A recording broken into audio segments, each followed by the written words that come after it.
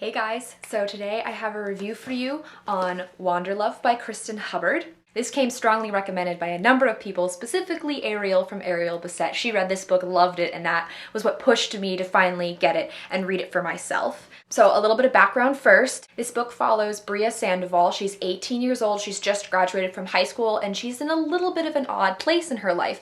She has recently broken up with her boyfriend, and her two best friends who had plans to travel Europe with her before going off to college have basically dumped her and said they couldn't do it anymore. And Bria was really upset. And so instead of going to Europe, she's decided to go on a guided tour with this company called Global Vagabonds. And she's going to go to Central America and travel around with a group of people. And she's really excited because it seemed, at least in the brochure, that it would be a really fun way to meet other people and also travel at the same time. However, when she gets there, it's not at all what she thought. The tour is mostly full of old people. And she is a young 18-year-old and she just doesn't fit in. So she's already feeling a little awkward. It's been a couple of days and she runs into some backpackers.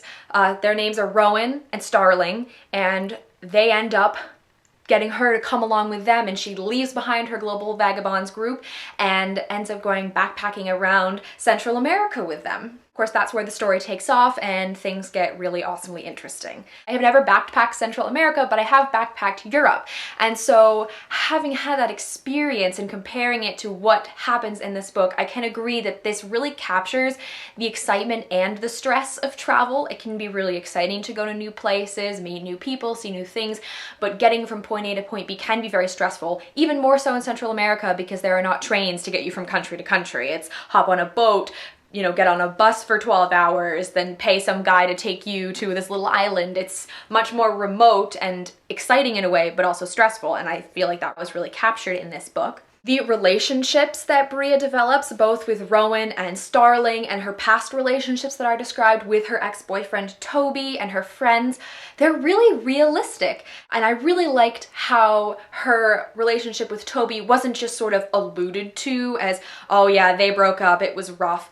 She reflected on it a lot while she was traveling because she was sort of running away from her problems. So while she's traveling around in Central America, she's thinking back to why these things happened with Toby and how he and her sort of got together because they were both really into drawing, and once they broke up, she sort of stopped doing that, and even though she really loves it, part of her just couldn't do it because it related it so much to him. And at first when I heard this, I was kind of like, oh, come on, like, why would breaking up with your boyfriend have that much of an effect on if you like to draw? What does that have to do with it?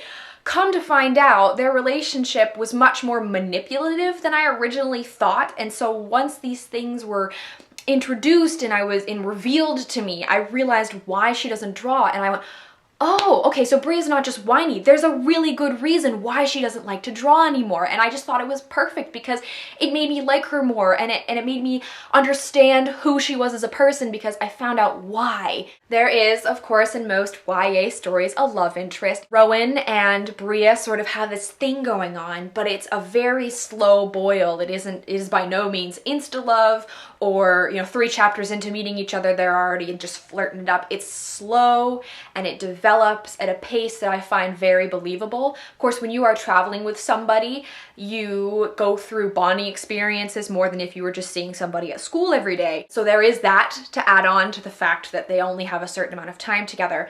But when it finally culminated in something actually happening, I really believed it. I wanted it to happen. I was behind the relationship. And so I feel like this romance that was in here was very applicable and appropriate to the story. Finally, the best thing about this book is that it ended and it left me wanting more. I wanted to hear more about her travels. I wanted to hear what happened to her. Unfortunately, it's a standalone book, which I both appreciate and, makes me upset at the same time. I bet you can tell by how enthusiastically I've been talking about this book that I am definitely going to give it a 5 out of 5 stars. If you are looking for a really strong YA story with some adventure, some travel in there, this is by far the next book that you should pick up. So if you guys have read this book and liked it, or perhaps you didn't like it so much, let me know in the comments what you thought of it while still being relatively spoiler-free for any of those who have not picked up the book yet. As always, you can check out our links in the doobly-doo. We got our Twitter, we got our Goodreads, and our book depository links as usual. Thank you guys very much for watching, and I'll see you later.